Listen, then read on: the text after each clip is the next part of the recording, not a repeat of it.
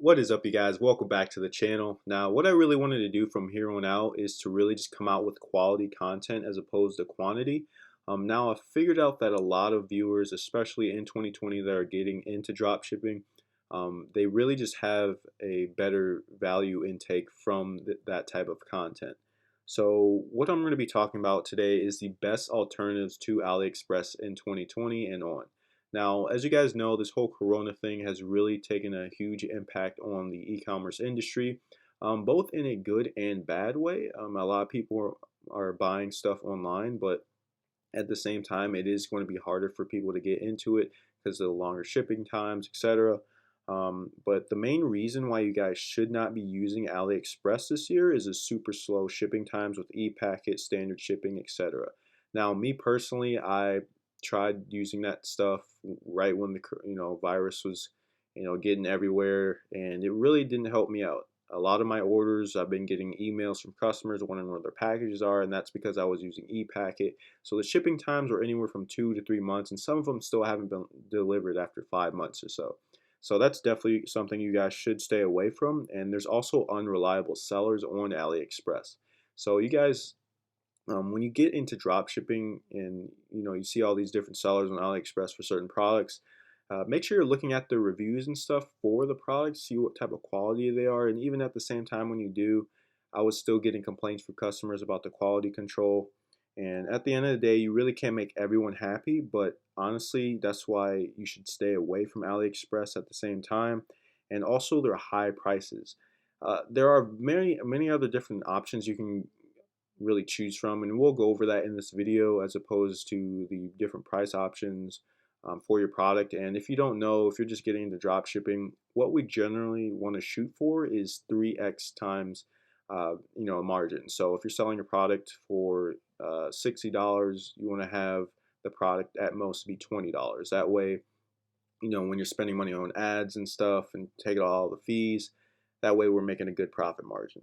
So that's definitely something that you guys should keep in mind when you get in drop shipping. And one of the first alternatives that you guys definitely want to check out is CJ Packet and what is it called? And Source and Box. So Source and Box is the number one for me at the moment, only because one of the I'm in an e-commerce group, and one of the guys actually suggested this to me, and it's very, very nice. And CJ Packet and the Source and Box are actually very similar, except Source and Box is a little bit more subtle flex there. I'm sorry, I forgot to cut off my notifications, but but Source and Box is actually really good because they have way better quality control, and their shipping times are much better as well. So you're going to be looking at shipping times anywhere from 1 to maybe 3 weeks or so, as opposed to AliExpress, which is all the way up to a month, 3 weeks, more than that. So that's definitely something you guys should check out. I'll actually throw it in a video in here of me using CJ Packet. It's very similar to Source and Box, but Source and Box is better only because you get to work with a actual agent, your own product manager, so it's much easier to get custom products and stuff. There's no minimum order quantity, etc. And we will get into all that later on in the video as well. So you guys should definitely check that out. And their pricing isn't as high as AliExpress. So if you have something maybe that's $20 on AliExpress, you'll more than likely be able to get it for around, I'd say, $15 to $18 or so on CJ Packet or Source and Box. So that's why I highly suggest it. You guys should definitely check it out. They definitely have way better reviews from what I've seen in the groups, and their shipping times are way better. So, yep. Next thing is using an agent.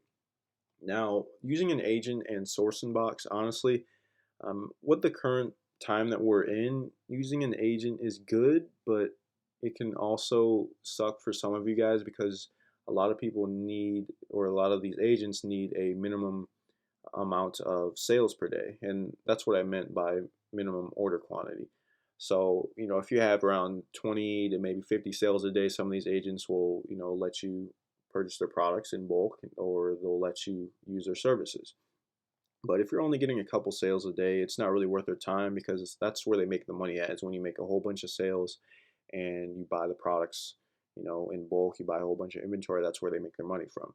So a lot of these agents just have a minimum order amount that you need each day, and that just sucks. But at the same time, they're going to give you better prices. They're going to give you better shipping times, and they completely fulfill everything in your store.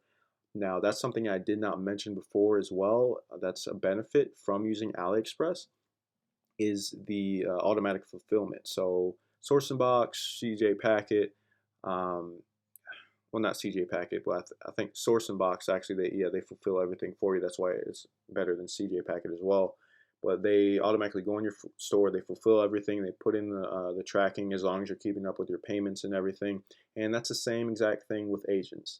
So if you're looking for an agent, just look around in the groups, look around in the e-commerce groups, do your due diligence. Don't just accept everybody for when they say, "Oh yeah, I'm an agent, I can help you out," because a lot of people have been getting scammed lately, and it kind of sucks. But you just have to do your research, make sure you know who you're working with. That's why I highly suggest to use Source and Box. I'm probably going to say that a billion times in this video, but I highly recommend them. You guys should definitely check them out. But we are going to move on to the next thing. So one of the agents that you guys can use if you really are interested is CN Sourcing. They're pretty good.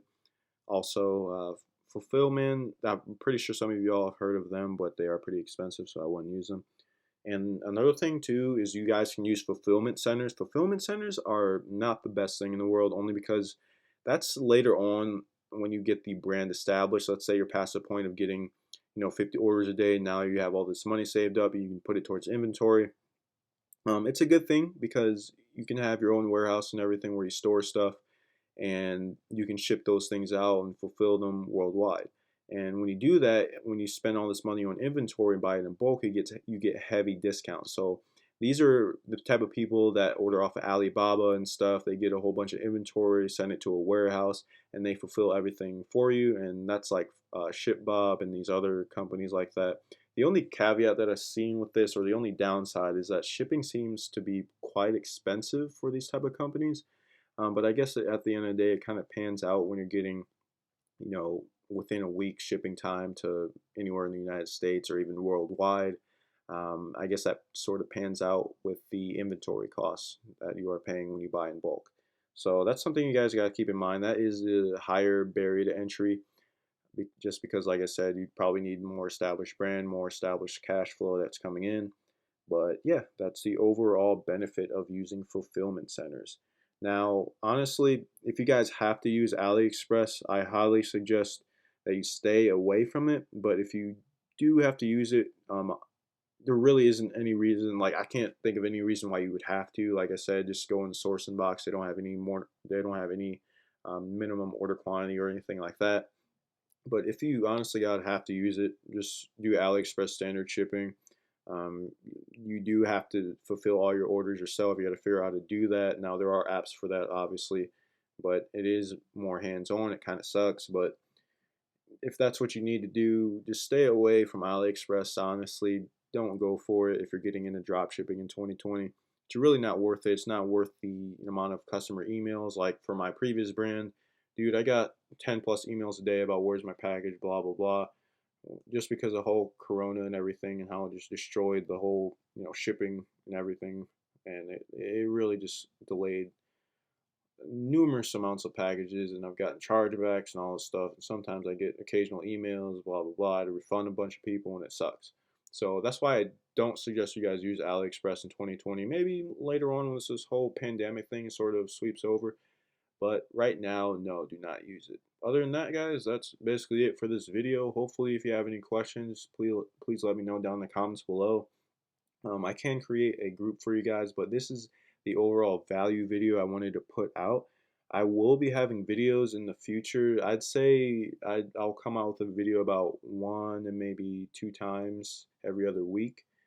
That way you guys get more value out of this, because I don't want to just be pumping out content, and then just not really have any value in it. No one is really going to watch that, and they're not going to get any, sort of information out of that. So other than that, guys, hopefully you enjoyed the video, and I will see you guys in the next one.